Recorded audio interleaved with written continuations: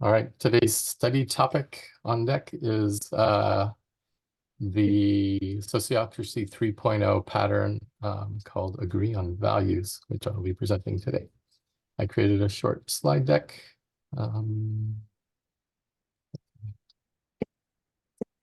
So today's topic is Agree on Values.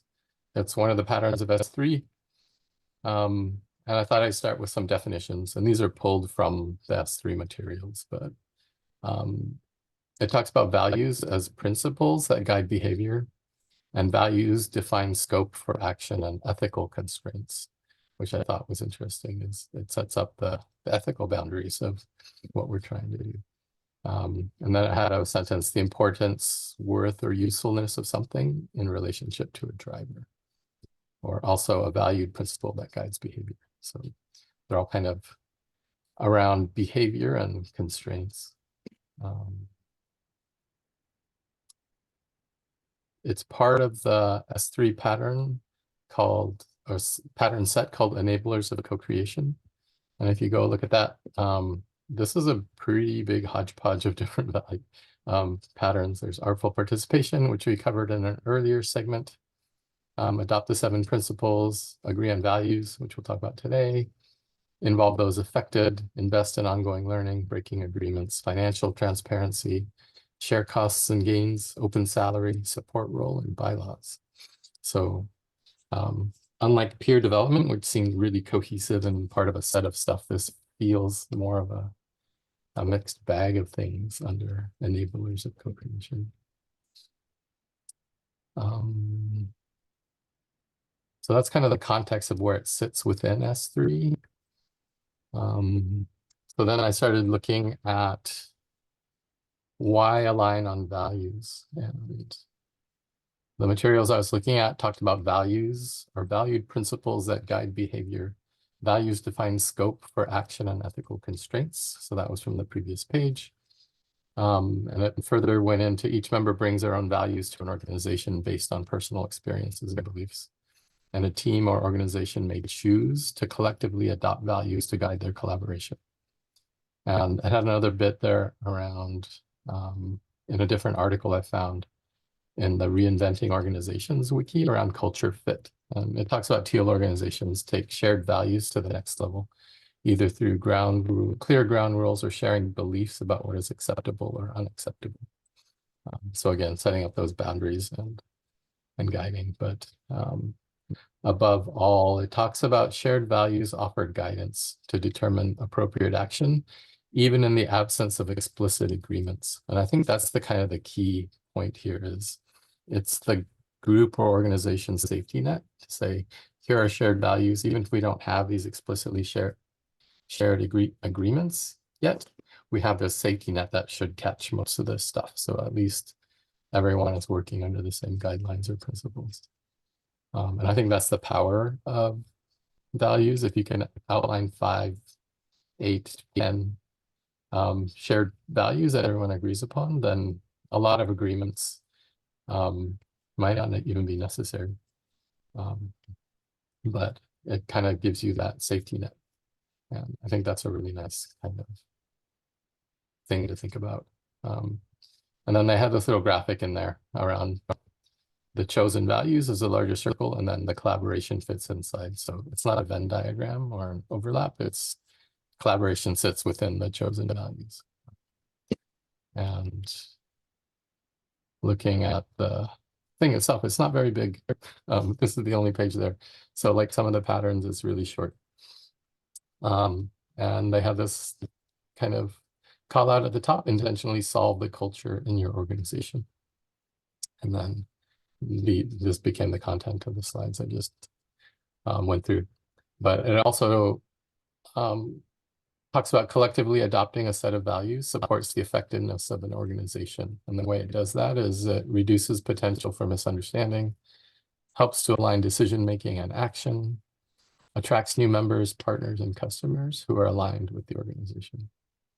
And then they also talk about chosen values are an agreement that benefits from regular review. So they're not written in stone, but even the agreements, the values are something that we review from time to time to make sure they're still relevant.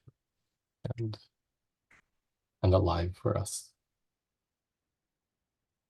I'm going to pause there and welcome any comments, questions, thoughts on values. Does that make sense? On what values are and why we would want to agree on some ahead of time. For me personally, it makes sense, but I have been stuck in this phase a lot of times. Like, where do you even start with values? Like, in your opinion, like, what do we say? Like, for example, we have all come together. I kind of feel like we have similar values, but I can't even place exactly what the values are. I have my next slide is how to create them, so we can hit that in a second. And I think that's a really reasonable question to ask. And I can give at least my thoughts on that, and it'd be interesting to hear about anybody else. But before we move into the how, does anybody else have any thoughts on the why or the what?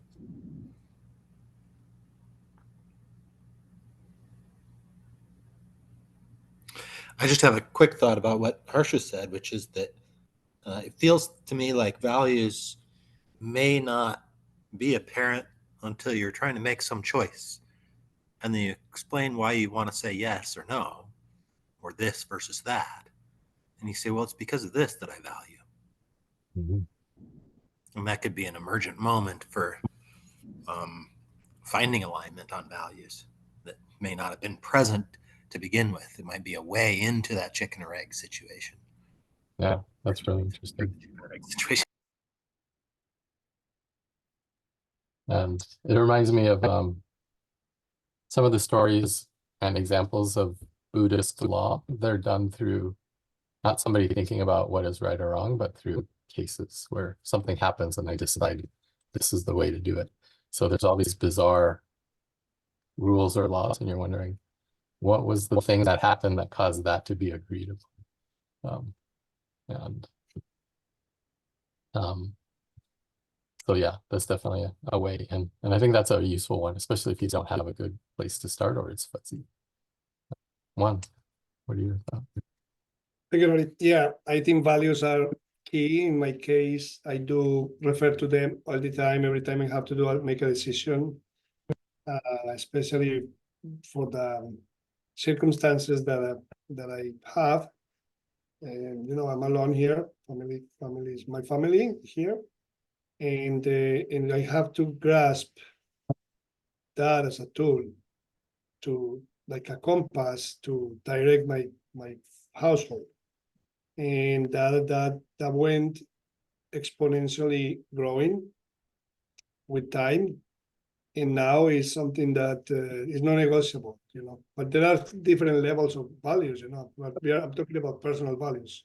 There are others like the ones we have: open source, sustainable, evolutionary operating systems, all those things. Values as ODIN. But yeah, I think that they are the guide of the principles, if you will, the base. And every time we need to make a decision, just go back to them, and as simple as that. Mm-hmm. And I think they can be very powerful. Like my background for the past 18 years or so has been working for Amazon. And Amazon's known for their leadership principles and their kind of a set of values. There's 12 when I was there. There's now 14. They added 2 more that dictated everything we did within the company, from hiring to firing to peer review to working with each other. We had a shared language. And when we interviewed people, we would see how we thought they scored on specific principles, not on job competencies per se or anything like that. The principles were important, and we tried to find evidence that, like, one of the principles was bias for action. So we ask them questions and find examples where they demonstrated bias for action. Another principle is something like customer obsession or all the other principles were these little principles that kind of helped direct the way you would approach something or set up those boundaries. Like, this is what it looks like to be embodying this value versus what it looks like to not. And that kind of directed the culture of the company as well in certain directions. So I wonder if there's a difference between principles and values. So I would say values are something like honesty, transparency, fairness. Yeah. I thought Whereas, about that. yeah. The very first definition are values are principles that guide behavior. So, and Simon put something in the chat that I thought is interesting. He said says that values are beliefs. So yeah, it's interesting. Principle, yeah. I have examples No, of stuff later that we can show, but they basically are things like value of trust, transparency, responsibility, accountability. just to clarify, I was looking for the definition, so I copied that from Google. It's not from myself. it sounds like you though. Thanks for the clarification. Awesome. Yeah, so one of the things I threw up here, I started thinking about it and was pulling on a few other sources, was how to create value agreements and defining a set of values. You can start by telling stories about times you've really felt like strong values made a difference and why, and what were the values. You could explore what values are most important for you if you have your own personal set like Juan does. Another way to approach it is what values, if missing, are deal breakers. Like, what are activities that have come up for you in the past that made you walk away from a collaboration, and what was missing there? And if you investigate that, you may be able to uncover a value that you held very strongly that wasn't being honored. So that's another way in. And diverse input is helpful. And then going through the process, if you like kind of brainstorm all of these values, you can then go through a distillation and consent process around that using the patterns of proposal forming and consent process. And just to remember that shared values offer guidance to determine appropriate action, even in the absence of explicit agreements. So that's really why they're there. To provide kind of an underlying kind of ground state of this is how we operate. Has anybody tried any other ways of getting to values or creating principles? Like, how did you come up with yours, Juan, for your family? Well, you know, a very interesting question. I did. One of the things, one of my resources is Stephen Covey. Stephen Covey is, for me, is my second Bible. And besides that great Simona. Yeah. And the funny thing is that you know, I was reading a few days ago, actually last night about mission statement and vision statement, and it relates a lot with circles. So, but yeah, going back to vision, I mean to values,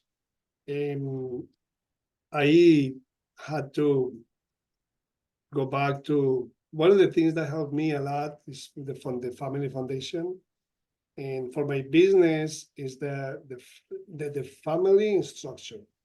And you know, for me to hire employees, I had to relate to the family, and those things are important.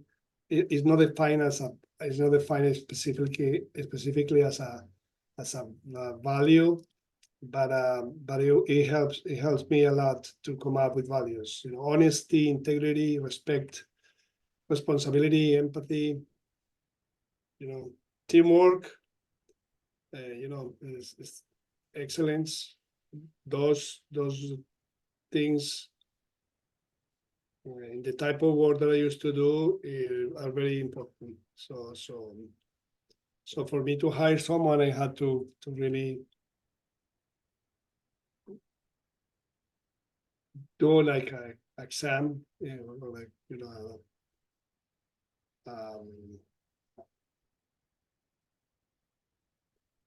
an interview that was more like, spend time together to see how things are, in terms of how you react to things. And that is not easy. It takes time and takes effort. But now that I look back, I see that that was the right way to do it in reality.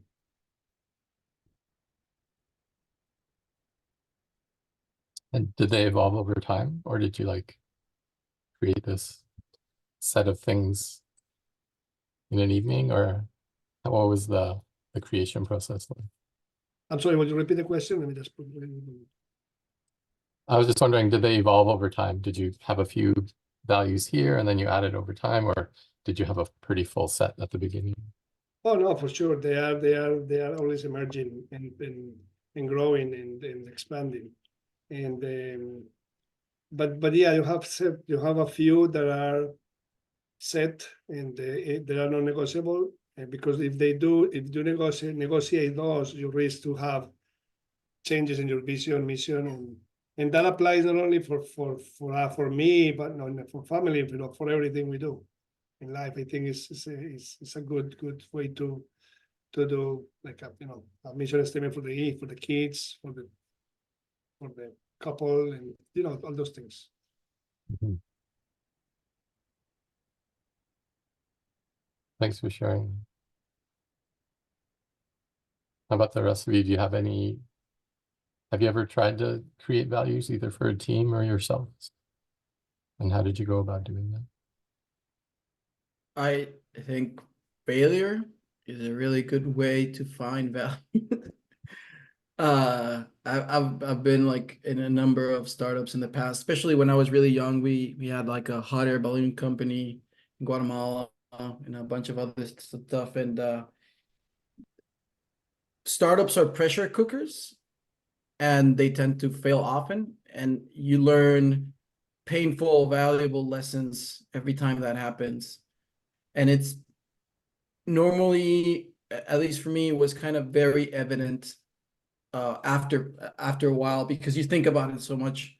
What is wrong? What went wrong? And it's normally down to values like uh, transparency or honesty, or just kind of like when I was young, and I still don't. I try to avoid conflict, but sometimes things just need to be said. And managing conflict is also like super hard. And I think that values like empathy and really a lot of like I would say I also worked in politics, which taught me that honesty for me is incredibly valuable now, because it's such a devoid of honesty. Politics is just horrible in that sense, and it just makes you value that much. So I think absence of values is also a good way to find your values. Like the negative kind of makes you realize what's important to you. Yeah, and just I think observing others, like my mother and my father, like Juan says, you observe in your family, and just values are not said, they're done, right? So you see someone working hard, and you know that that's valuable, or you see someone that's caring and loving, and that's you kind of adopt that because you see the positive effects or negative, because there's a lack of on other people's lives. At the end of the day, I think that's part of the point, right? Do you have this common language that allows you to live better, or with others, right?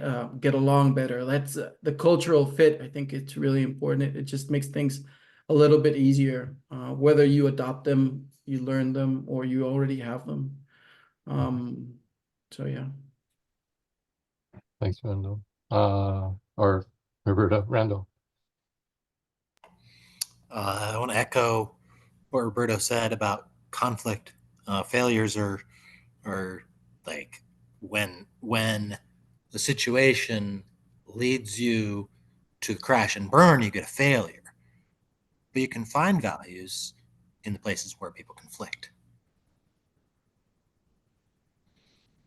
Especially where I don't know if it's worth a note on your slide, but like places where people want to have intuition or they want to have their way, but they can't say why. And when you really talk about the whys, you find some values, and those values may not lead back to the same intuitive place or the position that somebody is taking, but like in the conflict, when you do the analysis, the same kind of analysis you're talking about, when you look at the failures, you can find where values may lead you out of the conflict, or at least show you where you may not align on a value. But that seems like a really high value place to look for values. Nice. Is there, I don't know if this is because I thought that was really interesting, and it was a thought that came in the definition that Simon looked at and put on the chat is values can create bias. I think sometimes we have such strong beliefs in things that we can confuse them with that Randall would say, like intuition. You think you're right about something because you have such strong belief in this thing that you're thinking, and it can muddle things up sometimes. Like when you're really passionate about something. That's interesting. And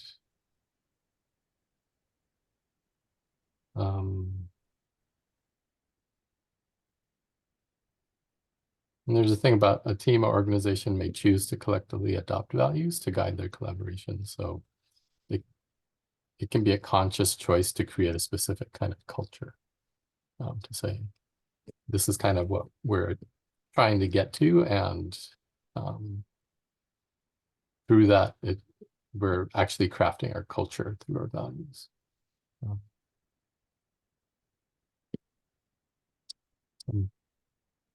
So the next slides here were just some examples.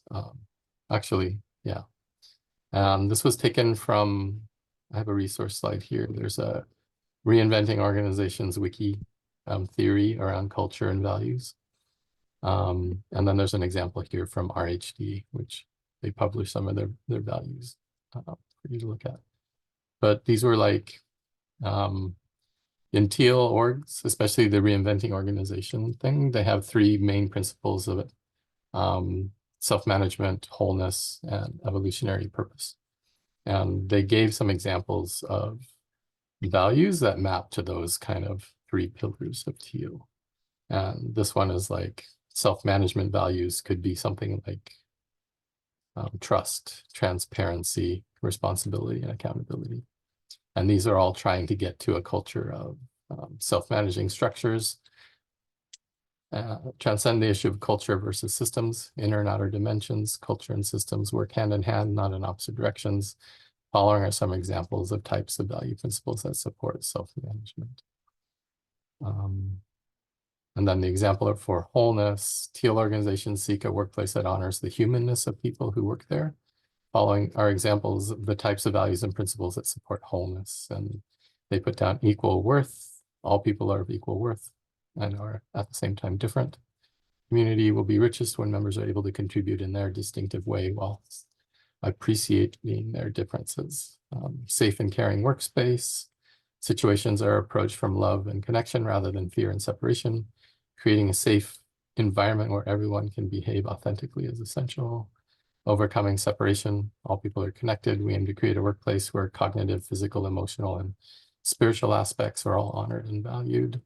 Relationships and conflict. It is impossible to change other people. We only change ourselves. We take ownership of our thoughts, beliefs, words, and actions. We don't spread rumors. We don't talk behind someone's back. We don't blame problems on others. And then the third one around evolutionary purposes, around listening deeply to both organization and ourselves is essential to finding evolutionary purpose. Following are examples of values or principles that support this: collective purpose, individual purpose, planning the future, purpose and profit. That one might be worth reading. In the long run, there are no trade-offs between purpose and profits. If we focus on purpose, profits will follow. So that's a definite cultural value statement. That. So those are all examples. Just going back to the Miro board. What are some examples of values that you all think about? Especially if we go back and look at the how-to slide. Like what values are most important to you, and what, if missing, are deal breakers? What's non-negotiable? Using Juan's term. For me, transparency is key. I think encompass many other values. And you know, when someone is transparent, you can build upon that. The other one that is very important is empathy. Empathy is key. You have to always see the other people's perspective before making any judgment, or even creating an idea of what is the other person thinking of doing. Or I think it's key. That's all for me. Yeah. How about the rest of you? What are some key non-negotiable values that you think you have? To me, it's accountability, being responsible for your actions, to yourself, to others. I think that's something that I learned the hard way, is that it's not about making mistakes, it's just about owning them. And if you did something wrong, it's not the end of the world. But if you hide it, or if you choose to deny it, or just kind of that can be harmful.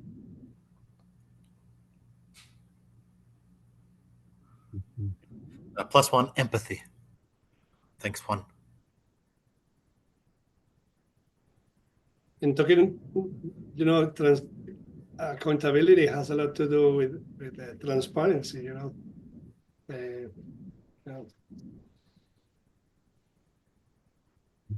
Is empathy a value? Feels like, there are times when we are empathetic, there are times we are not.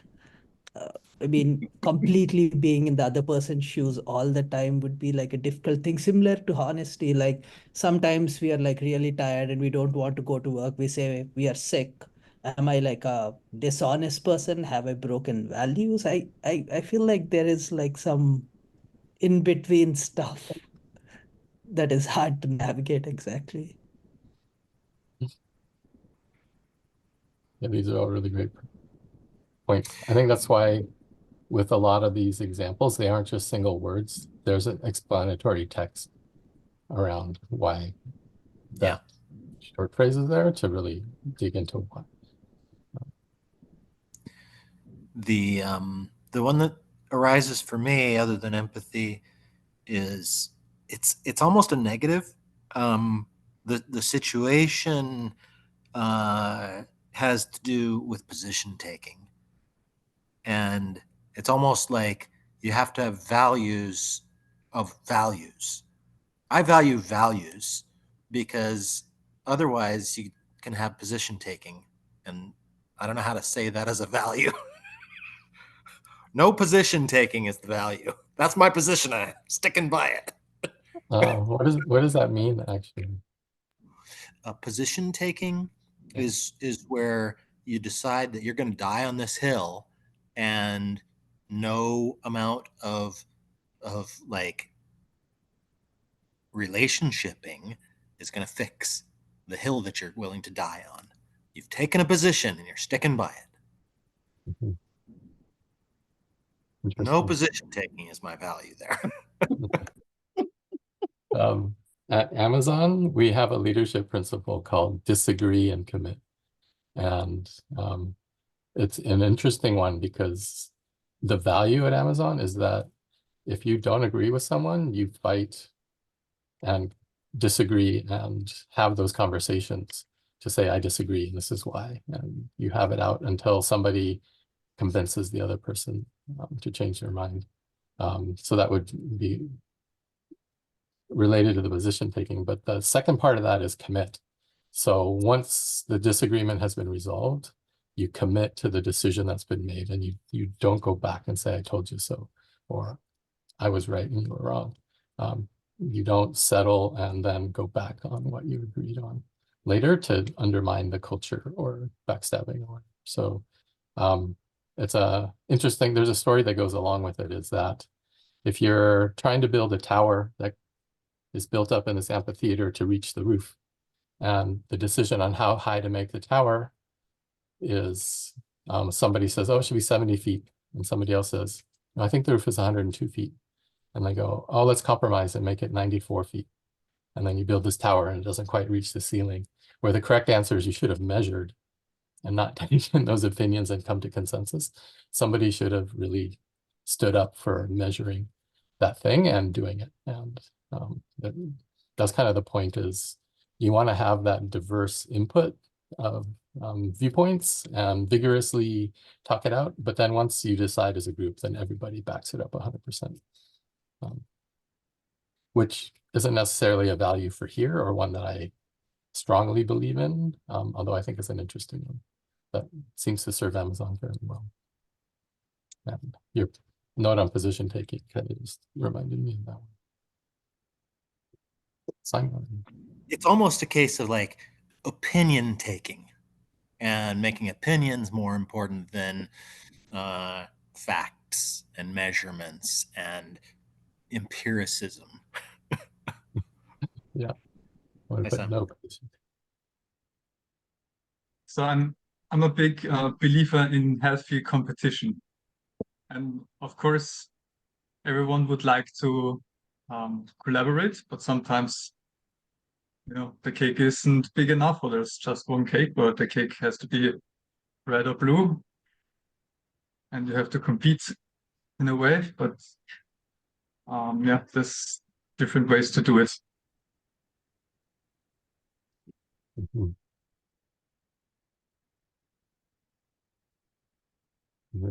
How about you, Harsha? Do you have any non-negotiable value? I have no idea. I mean, I've been thinking about this like forever, and I still can't figure out like what the non-negotiables, maybe not killing people, like basic things like that. Yeah, I feel like the ones that Nori showed earlier, they're kind of the basics, right? I think I hope we all agree on them.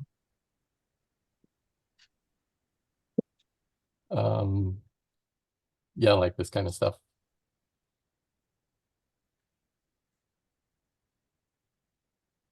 And they echo some of these things, like transparency, accountability.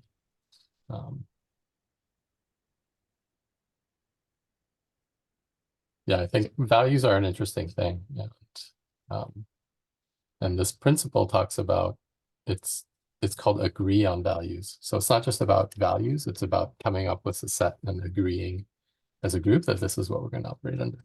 And I think that's kind of the interesting work, is figuring out how do you get there. Like, they give no instructions or canvases or any way of achieving that. They just say you should do this. So I think that's an opportunity for us at ODIN, is to experiment with that in different communities and see what works.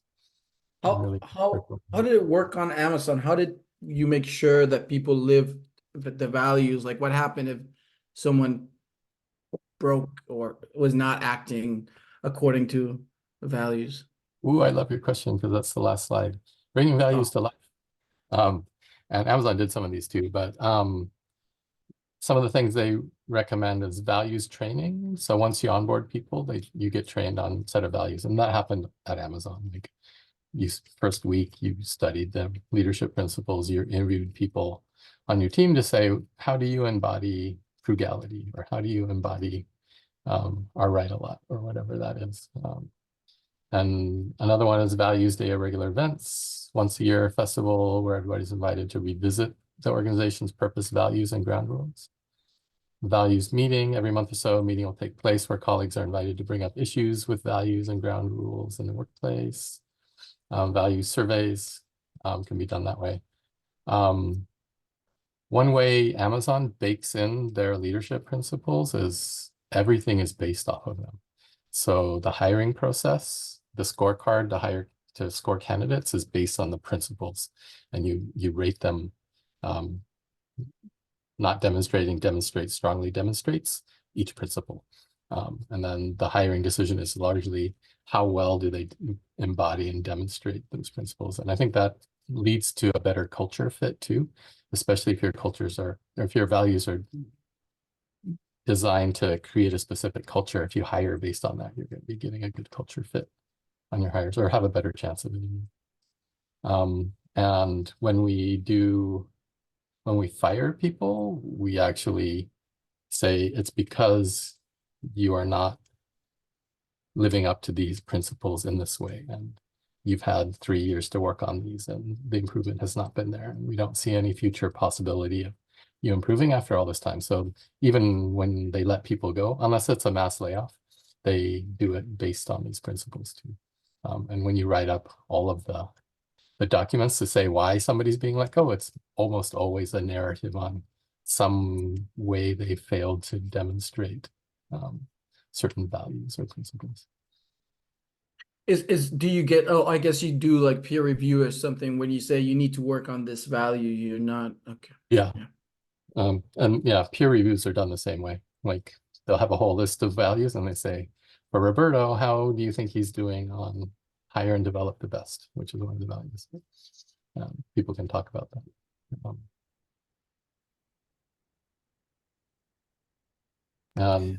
If any of the values that you were exposed to in Amazon miss are a miss for you in terms of like being inducing a culture that might have been fine for Amazon, but isn't what you would choose.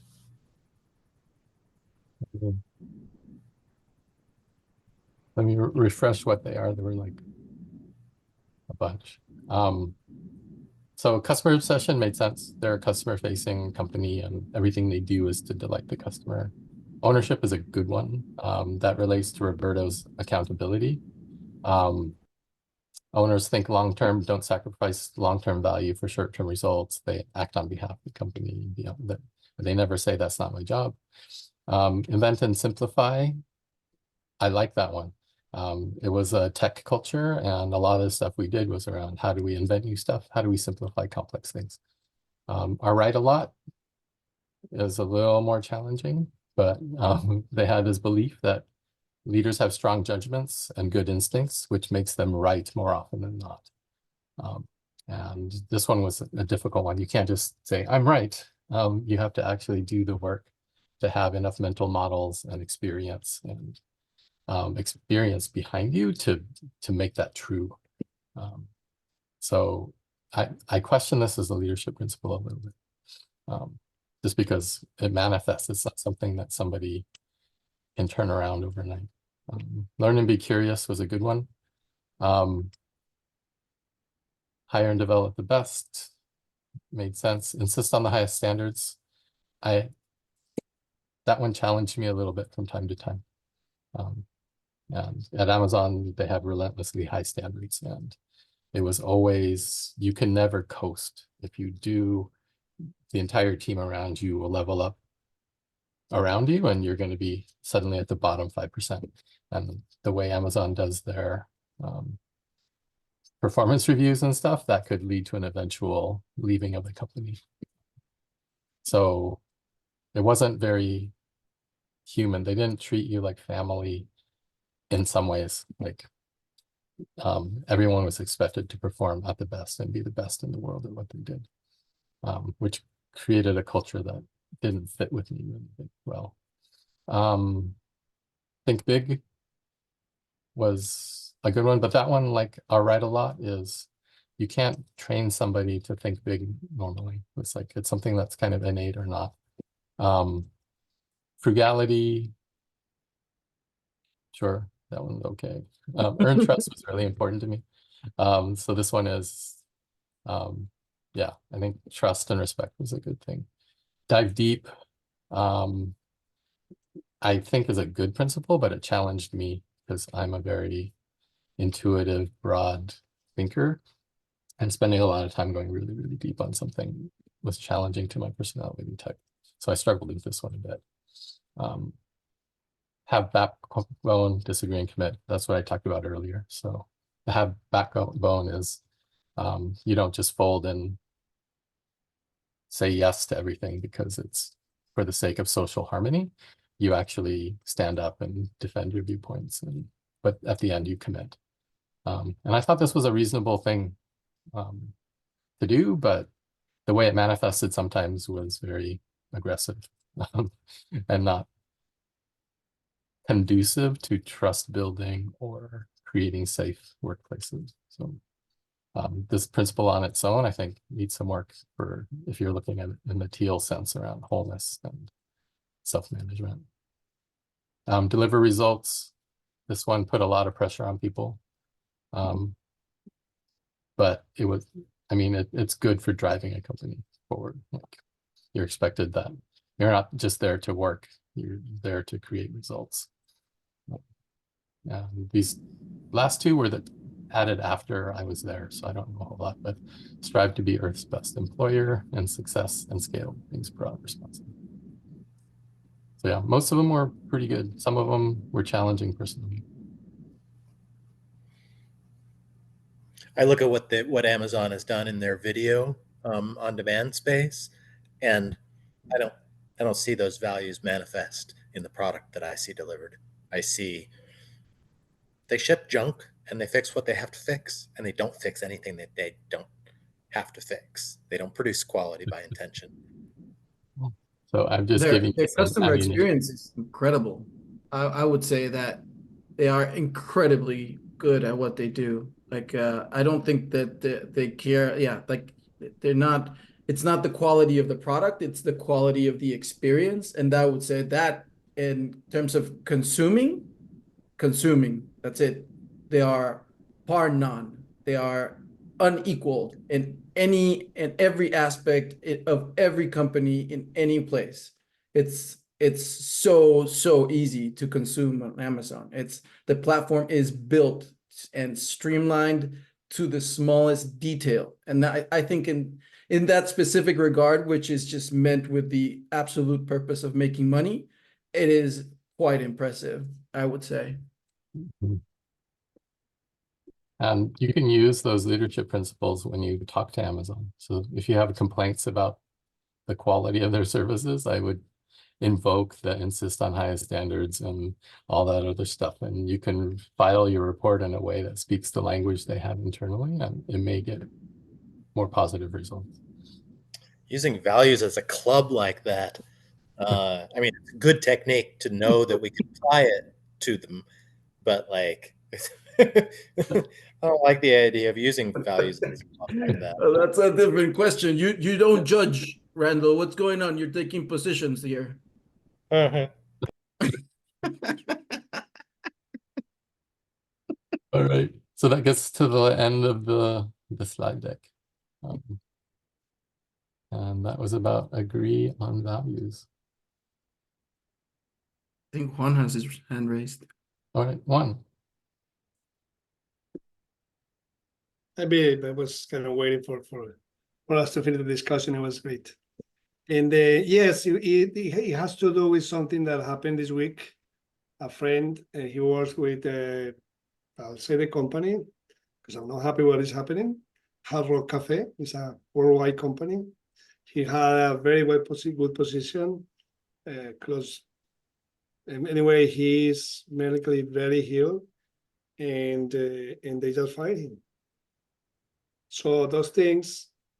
So you know when you start when you're young and start developing those skills of building up your vision or mission statement and your values, and you have to think about those things, especially us, our kids. We have to tell them, guide them on that.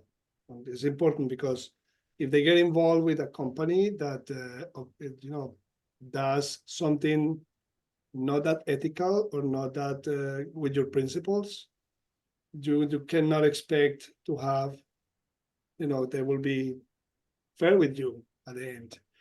And those are decisions difficult to make. Not difficult to make, but you have to be aware of that way in advance.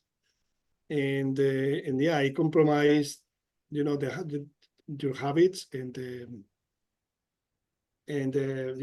thing is, that his friends, they are not happy with the decision of firing him. So what happened with ownership?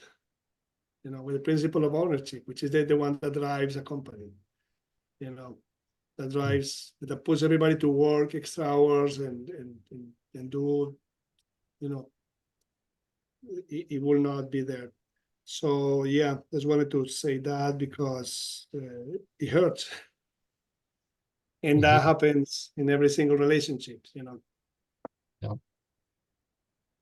Thanks for sharing that story. That brings us to the end of the hour. Stop sharing.